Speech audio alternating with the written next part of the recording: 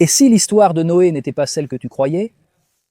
Et si la punition que tu crois que Dieu a infligée à l'humanité à l'époque du déluge de Noé n'est pas exactement comme tu le crois? Aujourd'hui, je vais te raconter l'histoire de Noé à travers la Torah et la Kabbale. Que moi, tel que je l'étudie, je le comprends. Tu vas savourer des secrets que sûrement tu n'as jamais entendus de ta vie pour ton succès. Car si tu comprends, ce ne sera pas seulement une histoire biblique d'il y a des milliers d'années. Je vais l'expliquer. Emporter, si tu veux, des outils pratiques pour ta vie d'aujourd'hui au niveau émotionnel, spirituel, même financier, même émotionnel. Cela peut changer ta vie et ta perspective de la vie dans de nombreux domaines de ta vie. Impressionnant.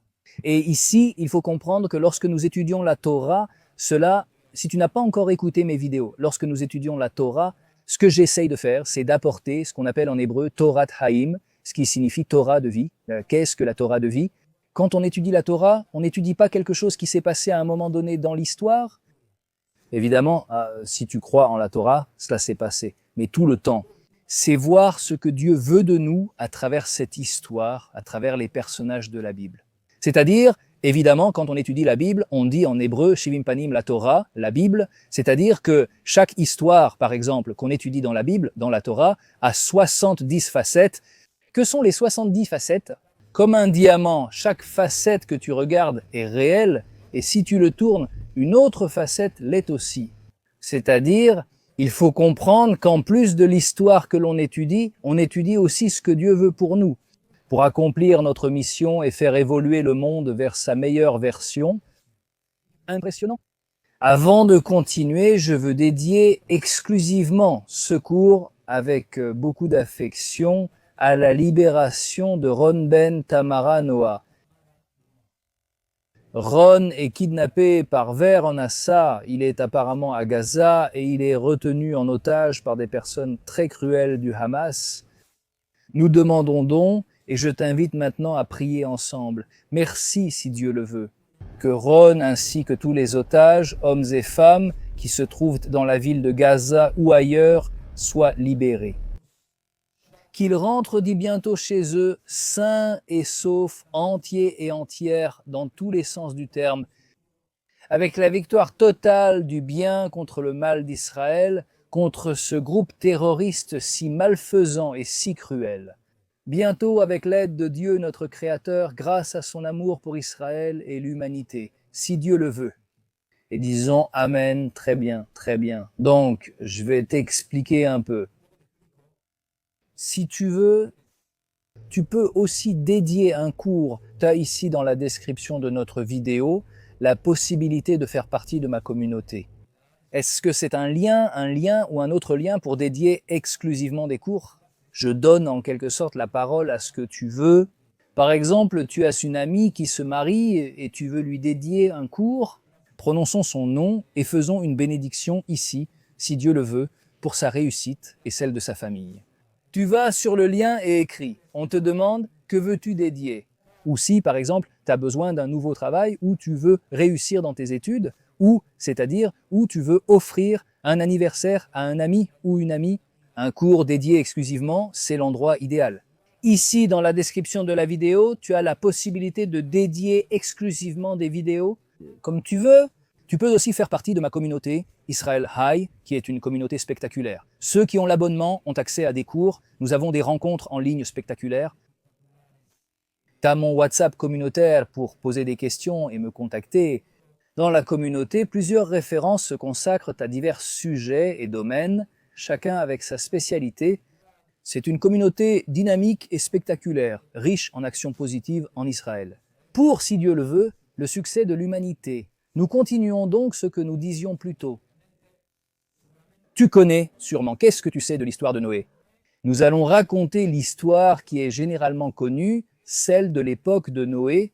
Peu de temps après la création du monde, pas très loin de la création du monde, Noé vivait dans une génération où, malheureusement, beaucoup de gens, presque toute l'humanité, étaient à un niveau éthique et moral très très bas. S'il y avait de graves problèmes d'éthique, ils faisaient des choses très très très négatives. C'est pourquoi Dieu décide de punir presque toute l'humanité et en gros d'effacer toute l'humanité de la carte. Sauf Noé, sa famille et certains animaux qui sont entrés dans l'arche. Et ainsi, ensuite, à partir de Noé et de sa famille et de ces animaux qui étaient dans l'arche, l'humanité a continué ensuite dans le futur, c'est-à-dire après avoir été sauvée de lui, du grand et célèbre déluge. Très bien, c'est généralement ce que l'on connaît. Très bien. Nous allons essayer maintenant d'approfondir. Je veux que nous approfondissions un peu. Qu'est-ce qui s'est vraiment passé là-bas? Que signifie que Dieu punit presque toute l'humanité avec un déluge? Que signifie la musique? Nous allons comprendre, et si tu le veux, cela pourra te changer, comme je l'ai dit au début. Ta vie, ta perspective, ton état d'esprit, ta façon de voir la vie, c'est impressionnant. Écoute attentivement. Merci d'avoir regardé la vidéo.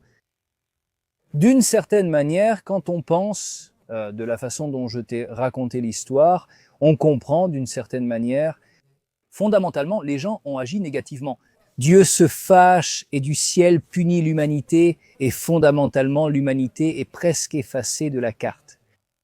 Très bien, maintenant nous allons aborder ce sujet un peu plus en profondeur. Il faut comprendre. Pense à la loi physique de la gravité, hein? La gravité est une loi physique.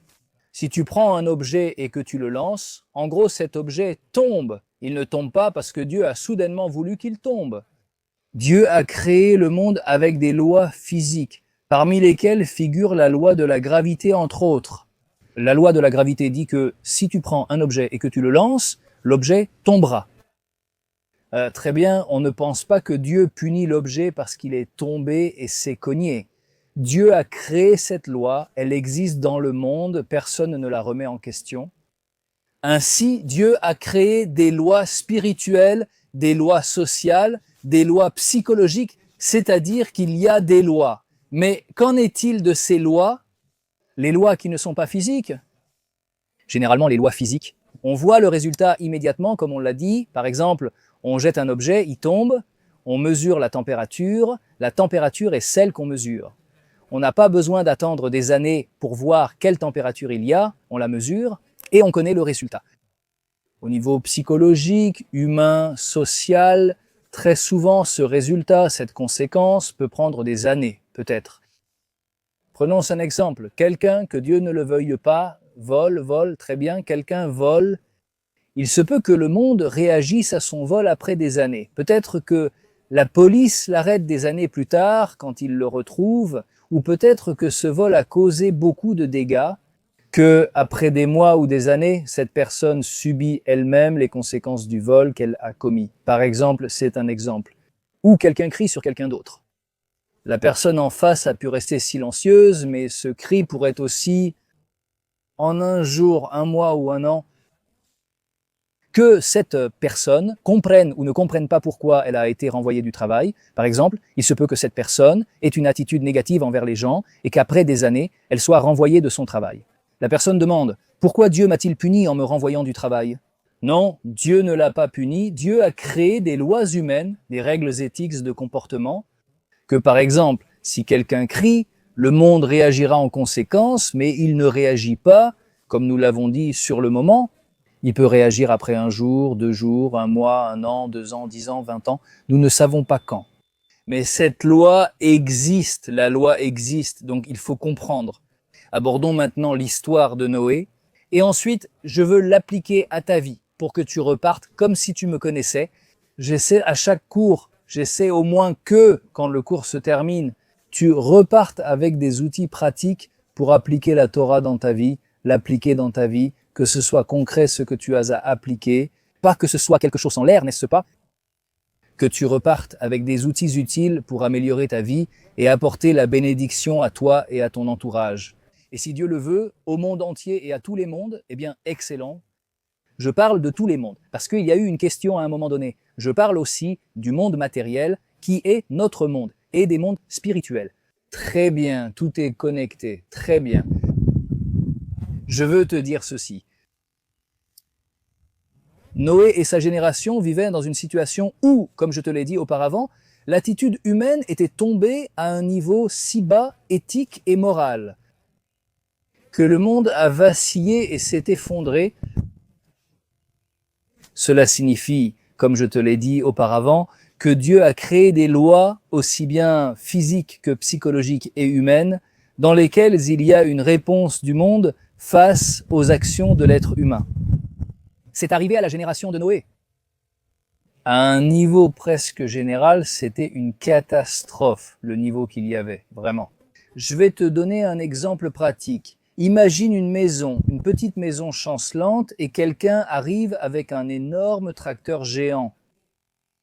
Il creuse un trou sous les fondations de la maison et commence à les bouger, les fondations, les bases de cette petite maison, et la maison, après quelques minutes, s'effondre. Pourquoi est-elle tombée? Parce que quelqu'un a bougé les fondations. Il ne s'est pas contenté de les bouger, il les a détruites. Ainsi, au niveau figuratif, les gens, l'humanité à l'époque de Noé, ce qui s'est passé, c'est qu'ils en sont essentiellement arrivés à un point où, de façon métaphorique, ils ont déplacé les fondations de l'éthique humaine jusqu'à ce que le monde s'effondre. Il est tombé, il a sombré, Dieu les a punis de façon arbitraire, que Dieu me pardonne, n'est-ce pas? Dieu a créé une loi selon laquelle le monde réagit. Comme je te l'ai dit, je le répète plusieurs fois, il est très important que nous intégrions ce concept qui va te transformer. Si tu le comprends, cela peut changer ta vie dans tous les aspects, même économiques, émotionnels, relationnels. C'est-à-dire que Dieu a créé des lois, et si nous allons dans le sens de ces lois, si nous suivons bien ces lois, tout va bien. Tout est parfait, mais la personne qui enfreint une loi, cette loi va réagir. Mais bien sûr, elle peut réagir après un certain temps, ce n'est pas forcément immédiat. Par conséquent, ce qui s'est passé à l'époque de Noé, c'est que le monde a commis une mauvaise action, puis une autre mauvaise action, multipliée par beaucoup de gens, jusqu'à ce que, d'une certaine manière, ces gens ne pouvaient plus continuer à exister, parce que le monde ne pouvait plus supporter cela. Une telle attitude, une si mauvaise attitude. Par conséquent, nous ne pouvons pas penser que c'est une punition de Dieu, que Dieu se fâche et punit les gens, et que ces pauvres gens ont été punis. Et beaucoup pensent cela, mais ce n'est pas vrai. Le point de vue doit changer, et comprendre que la responsabilité, c'est pourquoi les gens ont mené leur vie. C'est-à-dire, ou pour le dire de façon négative, le manque de responsabilité que les gens se sont attribués à eux-mêmes, et ils agissaient de manière totalement aléatoire, et pas seulement aléatoire, négative, en violant les lois de la nature et en agissant de façon anti-éthique, immorale et négative envers les autres, notamment les animaux. C'est-à-dire un désastre. Le monde s'effondre, effondrement. Quand on évoque la récompense ou la punition avec Dieu, le Créateur, il faut comprendre qu'il ne s'agit pas réellement de cela. D'une certaine manière, comme je t'ai raconté, quelqu'un qui agit mal dit « Dieu, Dieu, pardonne-moi », mais s'il dit « Dieu, Dieu, pardonne-moi » et continue à faire le mal, à quoi cela va-t-il lui servir? Je fais une petite parenthèse, j'ai un peu les mains sales, parce qu'ici ils ont arrosé un peu avant que j'arrive. Je suis à une table, et la table laisse une sorte de couleur noire. C'est pour que vous compreniez pourquoi j'ai un peu les mains sales. Je ferme la parenthèse et continue. Alors, il est très important de comprendre que Dieu crée le monde d'une manière spectaculaire, dans laquelle le monde réagit. Voici le côté positif. Tu es une personne excellente, éthique dans ton travail, ton lieu d'étude, dans ta famille. C'est spectaculaire. Le monde réagit avec un sourire devant toi, tu comprends? Au niveau, par exemple, de la santé, eh bien, je te dis, santé, économie, ce que tu veux, le domaine que tu veux, on peut le mettre sur la table et parler de la santé. Dieu a créé, le Créateur, des lois de santé. Par exemple, une salade fraîche, des tomates fraîches, c'est quelque chose que nous savons être sain pour la personne. Mais manger de la malbouffe ou consommer beaucoup d'huile industrielle et manger beaucoup d'aliments frits, il est évident que ce n'est pas bon pour la personne. Manger parfois quelque chose de frites, d'accord. Mais quelqu'un qui pense à prendre un petit déjeuner, un déjeuner et un dîner avec des aliments frits, qui boit des boissons très sucrées, qui boit beaucoup de café et qui consomme de l'alcool. Cette personne, en moyenne, évidemment, au niveau de la santé, en général, n'aura pas une bonne santé. Parce que Dieu le punit, n'est-ce pas? la personne, d'une certaine manière, enfreint les lois naturelles que Dieu a créées dans notre corps. Et si elle enfreint ces lois naturelles, en conséquence, comme conséquence directe et non comme une punition divine de Dieu, le Créateur, cette personne va, par exemple, se sentir mal, elle va avoir mal à l'estomac parce qu'elle ingère des choses qui sont négatives pour son corps. Quelqu'un qui passe aussi des heures sur son téléphone avec les réseaux sociaux et des films qui le stressent, ou qui regarde des informations négatives venant de nombreux endroits du monde, il va se coucher ainsi, dormir paisiblement, sourire aux lèvres, en parlant avec Dieu, mais finalement il ne dormira pas. Stressé, il aura sûrement de l'insomnie ou des cauchemars. Dieu le punit, n'est-ce pas? Cette personne s'est mise elle-même, par sa propre joie ou sa liberté de choisir la vie, dans un endroit négatif. Maintenant, nous allons prendre cela du côté opposé. Une personne mange sainement, utilise son téléphone avec modération et entretient de bonnes relations. Et il salue les gens, leur souhaite une bonne journée avec un sourire. Chez lui, c'est quelqu'un, c'est un exemple. Il est excellent. Chez lui, c'est un bon exemple. Il aide ses enfants à faire les devoirs avec son conjoint. Il pense être d'une grande aide. Il sort les poubelles et les jette. Il nettoie la vaisselle, le sol. La femme demande à son mari « Comment ça s'est passé? Comment puis-je t'aider? Est-il à l'écoute? Est-ce pareil pour le mari? Comment s'est passée ta journée? En quoi puis-je t'aider avec tes voisins, ton aide, c'est-à-dire où est-ce que tu en es ?» Il accomplit la volonté de Dieu, le Créateur, avec joie et de bon cœur. Et il est bon avec les autres, bon avec lui-même. Il se traite bien, traite les autres sainement avec Dieu, quoi de mieux?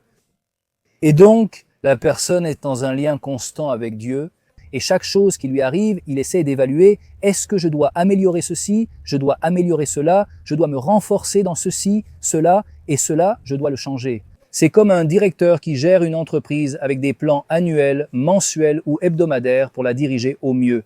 Il évalue où investir, quoi améliorer, réparer, modeler ou remodeler, quelle équipe fonctionne bien et laquelle renforcer, dans une évaluation constante.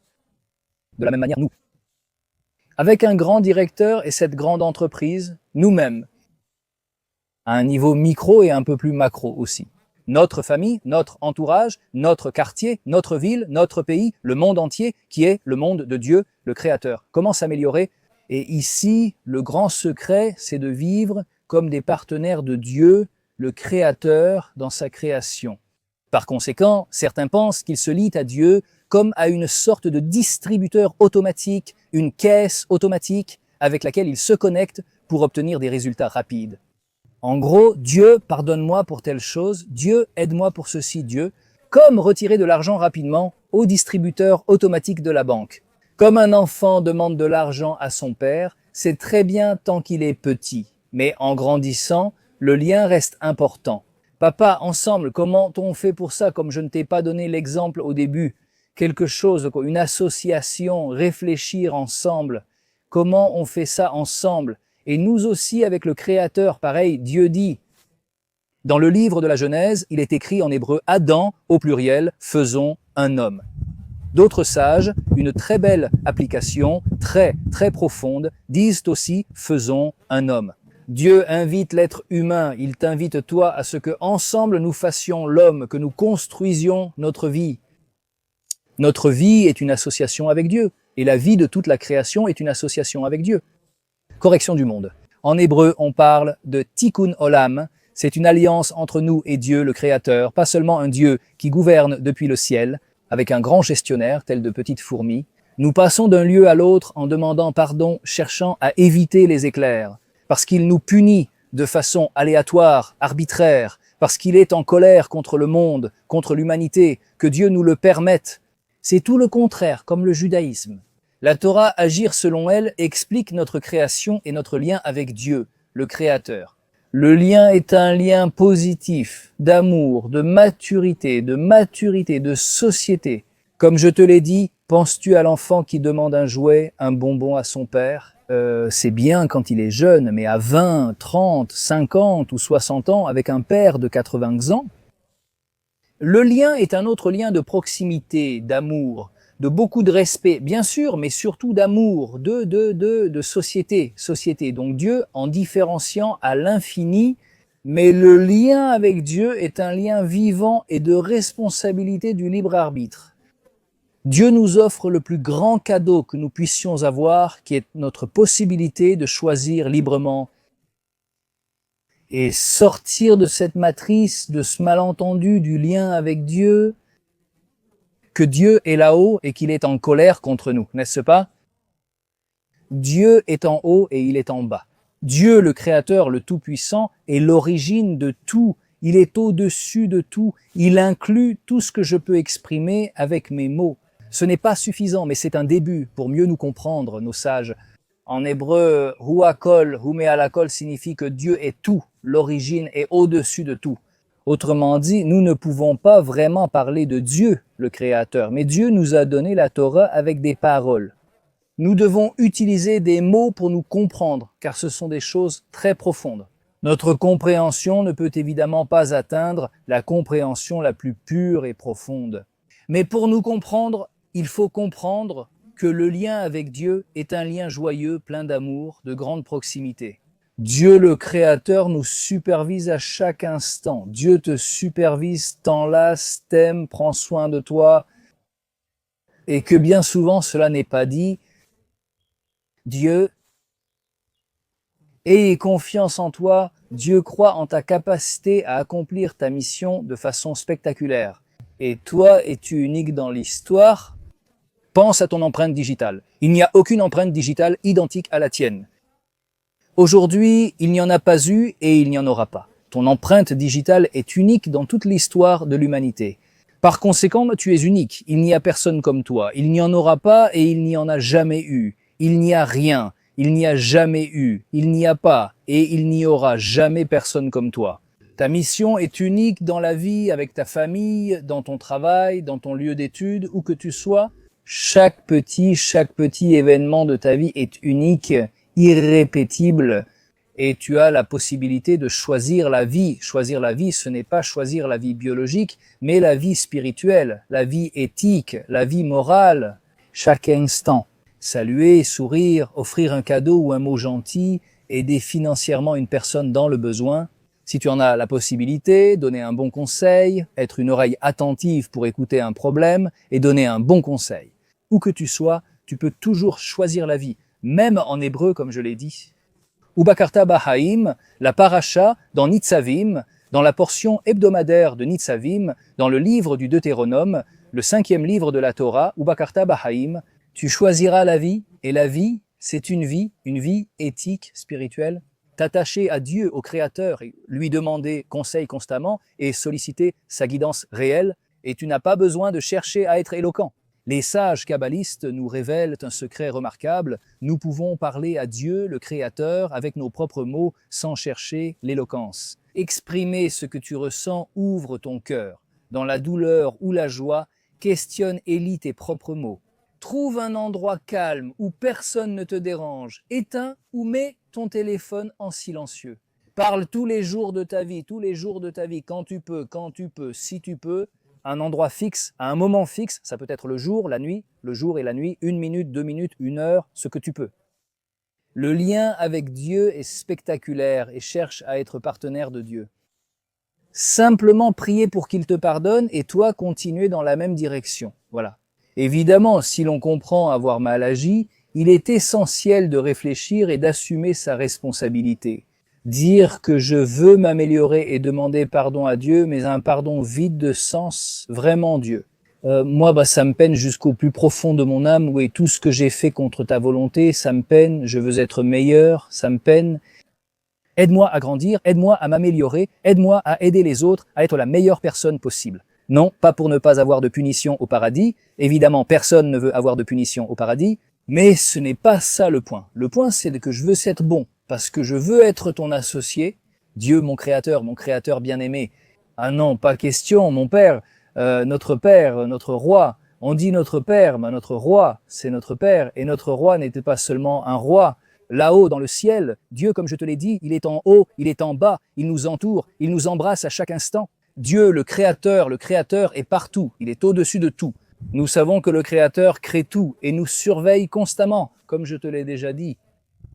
Par conséquent, il est très important, lorsque nous demandons pardon, que nous prions aussi Dieu de demander pardon du fond du cœur, mais pas seulement pour éviter une punition, ce que signifie punition pour le judaïsme.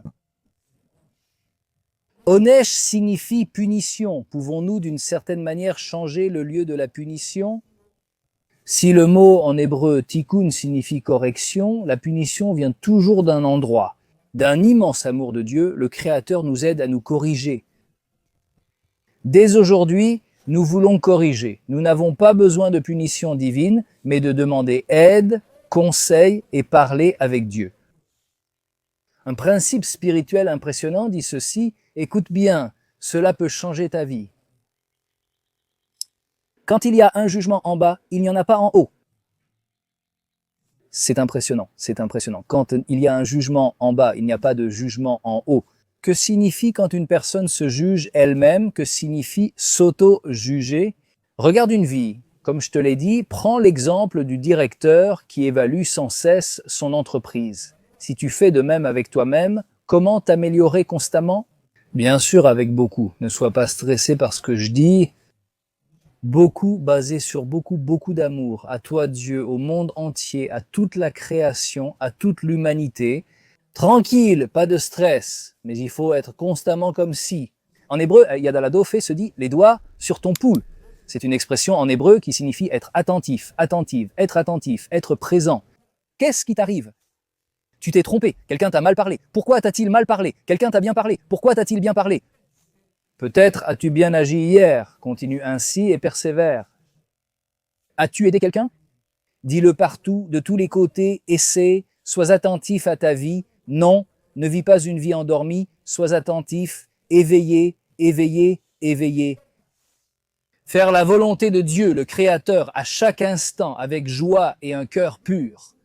Dire, quand il y a un jugement ici-bas, quand tu te juges toi-même, que tu évalues ta vie et que tu parles avec Dieu et que tu demandes de l'aide à Dieu, Dieu va t'aider si Dieu le veut. Et il n'y a pas besoin de cela. D'une certaine manière, il n'y a pas de punitions spirituelles au ciel, contrairement à ce dont on parle vraiment. C'est-à-dire, cela signifie qu'il n'est pas nécessaire que la personne ait une instance plus spirituelle. D'une certaine manière, pour qu'on le guide, parce que la personne se guide elle-même, tu comprends. Mais aussi parfois quand cela vient du ciel.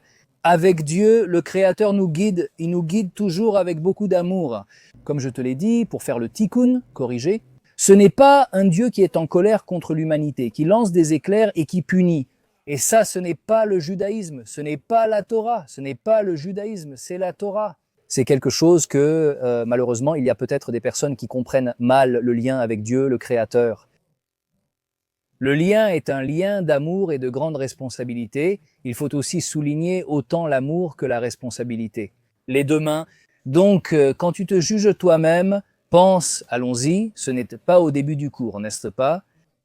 Non, ce n'est pas, parce que ce n'est pas. C'était un juste impressionnant. Tzadik et ce grand juste que Dieu a évidemment sauvé, c'est parce que c'était un grand juste. Mais malheureusement, ceux qui ont péri dans le déluge, évidemment, il n'y en avait pas. Ce que je te raconte, non, il n'y a pas d'autoréflexion, on ne va pas s'améliorer, il y a des choses négatives, non. Malheureusement, ils ont atteint un point où le monde s'est effondré à cause du négatif et de leur mode de vie. Donc, pour résumer un peu et conclure notre cours, l'importance de comprendre d'abord au niveau macro, quand nous étudions la Torah. Il faut toujours voir ce que la Torah veut me dire, ce que la Torah veut m'enseigner, toujours la Torah, Dieu, le Créateur, derrière la Torah. Et il faut toujours étudier, pas seulement les versets. Il est interdit d'étudier les versets sans les commentateurs du monde orthodoxe, des kabbalistes, des grands sages juifs. Il est très important d'étudier les versets avec leurs explications. Ce que je t'ai dit aujourd'hui, tu partages, j'ai partagé mes études avec toi. Il est essentiel de comprendre d'abord que la Torah nous l'indique toujours, évidemment. Comment avancer dans la vie, comment bien avancer dans la vie, comment évidemment respecter les lois que Dieu fixe dans sa création pour l'emmener de ce point au meilleur point, parce que Dieu conduit son monde vers la perfection totale. Sur le chemin, il y a des montées, il y a des descentes, des montées et des descentes et des montées, et Dieu veut aller vers la montée parfaite. Ainsi, Dieu, avec beaucoup d'amour, conduit notre monde, et c'est à nous de nous aligner sur cette perfection éternelle et de choisir la vie, de choisir la Alors, avec beaucoup d'affection, comme je te l'ai dit auparavant, ici, dans la description de notre vidéo, tu as la possibilité de rejoindre ma chère communauté Israël High. Voici un lien et mon WhatsApp communautaire pour poser tes questions. Et tu peux aussi dédier une vidéo de façon exclusive pour toi ou pour des personnes qui te sont chères. Et me demander, si Dieu le veut, de dire dans la vidéo ce que tu veux que je dise et dédie la vidéo, que tout soit fait avec beaucoup de bénédictions et un grand merci, un très grand merci